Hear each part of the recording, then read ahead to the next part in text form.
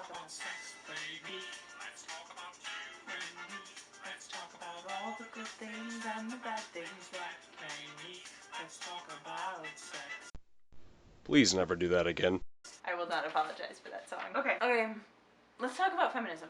Yes, please. Let's talk about feminism. Enlighten me. Talking about the prevalence of feminism in our culture and the importance to talk about it, even if you don't completely know what you want to say. So I'm going to take a stab at talking about it.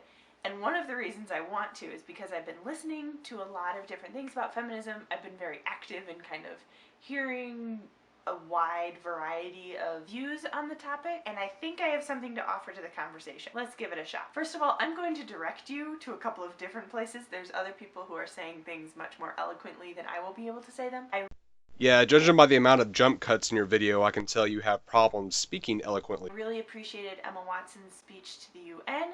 I will put a link below to that. I'm going to direct you to a podcast from Mark Belling, who is a conservative talk show host in Milwaukee, Wisconsin. And he's not necessarily talking about feminism, but he's talking about gender roles. It's very interesting. I haven't listened to it all in full. Bit of a disclaimer, I don't agree with everything that he says, but I think he brings up some valid points, and he's talking about it very intelligently. So go listen to Emma Watson's speech to the UN.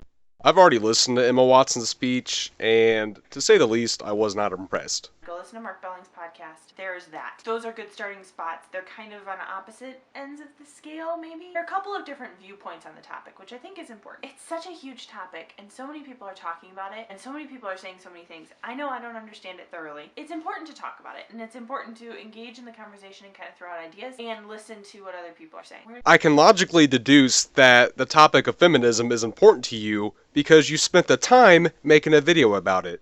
So you do not need to waste time telling me that it is important to you. That is quite obvious. What's the best way to start this? I'm assuming you know what feminism is. Gender equality. Sure, that's the dictionary definition of feminism. But I think we all can come to the logical conclusion that many modern feminists want more than equality. They want women empowerment. Take a couple of moments to read through these couple of paragraphs written by a Huffington Post journalist. The link to the journal article will be in the description below. Essentially, women are worth as much as men are worth as much as women, we both have something to offer. This is known as egalitarianism, a word that you feminists apparently hate, which is ironic considering how much you bitch about equality. Feminism seems to have two goals. The first is equality in the workplace. Work compared to reward should be equal for both. Surprise! You should be happy. The gender wage gap is an absolute myth. Women and men already have equality in the workplace. I'll go ahead and let my man Steven Crowder here debunk that. Hey, feminists. Stop! Please stop!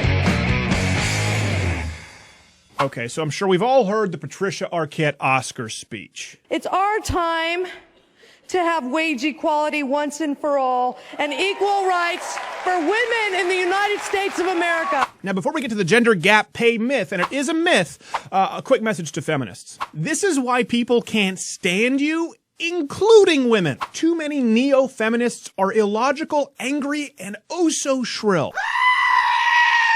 Here you've been given a platform to graciously accept an award. Instead, you decide to spout off some inappropriate political message, even though it's completely untrue. And all your silly feminist buddies clap like trained seals. In the United States of America. Yes!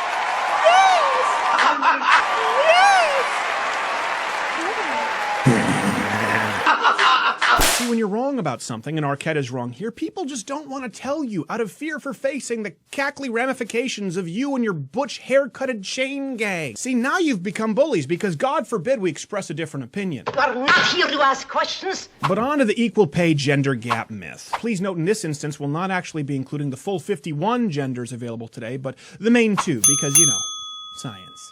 The myth that women get paid less for the exact same job as men comes from one poorly interpreted statistic that merely compares the median earnings of women versus men. That stat did not include people of different genders working in the same industry, the same job, or even the same amount of hours. So the pay gap myth is untrue for a few reasons, but let's start with simple economics. If I'm a business owner and I can get away with paying a woman half of what I'd pay a man for the exact same job, I'm never hiring a man again. I'd start hiring on cup size and fire every last Schwanson on staff, if only to increase profits. Step into my office. What? Because you're fired. But what about the patriarchal sexism in the workplace? Firstly, men like women. Okay, a lot. It's not like we had a secret meeting behind your back. There shouldn't be any women at all in this world. Just children and men. Even if there were men hiring solely based on their chauvinistic worldview, which kind of goes against the whole evil capitalism maximizing profits myth, it only takes one person who doesn't to create a competitive job marketplace. So why are women paid less? The number one determining factor is that women have babies. Oh, are you saying that's all we're good for? No, just that in general, women are the ones found to be with child. You know, wombs and what have you. So not only does that mean less time in the workforce, but women are also more likely to trade in dangerous job situations, high stress, or traveling in exchange for more mommy-friendly positions. It's why virtually all of the most dangerous job occupations like iron worker or logger are male, and 92% of work-related deaths in 2012 were men. So you may complain about lower pay, we die! In addition, men are twice as likely to work a 40-hour work week. I can't believe we drove around all day and there's not a single job in this town. There is nothing, nada, zip. Yeah, unless you want to work 40 hours a week. Men on average work 8.14 hours per day compared to women's average 7.75. More men are in unions. More men are willing to have extensive traveling schedules. You can check out more data at louderwithkreider.com, but the point is that buzz phrases like equal pay don't have to be rooted in reality as long as there are enough people who scream it loudly enough. In this case, shrews like Meryl Streep, who I cannot stand. I know it's sacrilegious. I'm just tired of being told who the best actress is. Just like I'm tired of people telling me Scarlett Johansson is super hot. A fly-faced mediocre talent with a man voice does not the hottest woman in America make. Be like kissing Darth Vader. What did I know about that kind of life? I'm just a starving actress from Boulder, Colorado. You have failed me for the last time. I'm sorry, back to the point. I had a point. What was the point? Despite what terribly ill-informed people like Meryl Streep or Patricia Arquette tell you, the reason that women make less in today's workplace is because of economic decisions, not penises. Gender. And I 100% wholeheartedly agree with that. I should say, I consider myself a feminist. A woman in a certain role should be paid the same amount as a man if she is worthy of that pay, if she's doing work that's worthy of it. That, I think, is fairly straightforward. Women should have equal rights. It makes sense. We are people. The second thing that I see happening in feminism is a moral equality. And this is where I start to have some hiccups. And let me explain. I think moral equality is really good, but I think it needs to be approached a little bit differently. For example, I was watching an interview a couple of weeks ago that talked about nudity in a film. And it was talking about how there's a lot more female nudity in films, and this particular actor was lobbying for more male nudity because it should be equal. You really need to look at this whole nudity in movie and in TV equality from a business standpoint. A naked woman is going to appeal to a much, much wider audience than a naked man. So of course there is going to be more naked women in movies and TV compared to men. I disagree with this because I think that the female nudity in films has led to the objectification of females, which has led to a lack of gender equality. It's devaluing females because it's reducing them to a sexual object. That is a very black and white statement. We don't see the naked women on TV and movies as just sexual objects. No, of course not. We see them as the women that they are, while at the same time appreciating their bodies. So if you try and make the moral expectations equal, if you try and equal that out by adding the same amount of male nudity, what you're doing is that you're objectifying men and you're dehumanizing them to the point where they are just a sexual object. Men already are objectified. This is a moot point. This is why I don't understand when feminists bitch about the objectification of women. Because you see the objectification of men all the damn time. By saying you're a feminist, so you're lobbying for more male nudity, you're working against the feminist movement because the feminist movement is lobbying for equality with the genders and kind of raising both genders up. Feminism is about the rights of both genders.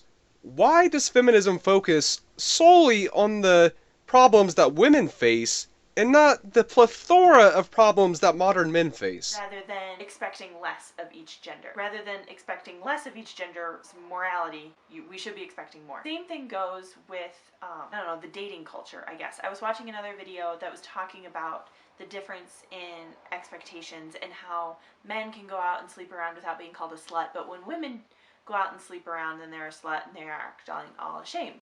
Because we are a sexually dimorphic species. There is a primitive disgust when a man sees a woman sleeping around with a bunch of men. Have you ever heard of the analogy, a lock that opens for all keys is a shitty lock, but a key that opens all locks is a master key? Although, quite honestly, I wouldn't recommend men whore themselves out either. There's so many STDs and whatnot going around these days. Where women should be able to sleep around and do what they want with their bodies without being ashamed of what they've done, rather than saying, this behavior is okay, we should say, you know, it's not okay. Why say, well, the men are doing it, we should be able to too? I think women should say, the men are doing it and it's devaluing us. Hang on. Did you just say that women should be able to do what they want with their bodies without being shamed? But at the same time, you just said if they go out and whore themselves out, it's wrong? Which is it? And it's causing this gender equality, this gender gap. It's such a huge topic. Again, this conversation I was having with Melinda earlier this week, essentially what we were saying is it gets everywhere. It's so hard to just take feminism and just like put it under a microscope and just examine it. Oh, we've already put it under a microscope, and we have identified it as cancer. Because it's got its fingers in everything right now. It's got its fingers in gender equality, so it's all over everything that's kind of going on with the marriage culture. It's got its fingers in relationships, so it's happening in the dating culture right now, which is strange. And I feel like my thoughts on it right now are really disjointed, but I feel like they're worthy. I feel like I have more things I could say on it, but my thoughts are so disjointed that it's not going to be good content. Oh, you don't have to feel like you're making bad content. We already know it's bad content. And I want to make good content. I didn't make a video last week because I was going to make a video about feminism, but I hadn't thought about it enough. And I just didn't have time. I really didn't. I've been working 2 jobs, and so I've been crazy You know why she works 2 jobs? 'Cause gender pay gap. busy. And knowing that I wanted my next video to be something so deep was really stressful. I think that's all I'm going to say. I could sit here and ramble more, but that's not going to be useful for anyone. This is already a long video. Well, at least you're right about one thing. Thank you guys for watching. If you liked it, give it a thumbs up. If you have more comments or other things that I should watch in the whole world of feminism, I would love to watch or listen to stuff. Leave comments, send them to me somehow. Thank you guys so much for watching, and I will hopefully see you next week. Bye. Well, that will conclude my first video on this YouTube channel. If you liked it, please subscribe and do all that fun stuff. If you have any criticisms, I would love to hear them. I'm always open to honest opinions, and I'm always open to input on how to improve my future videos.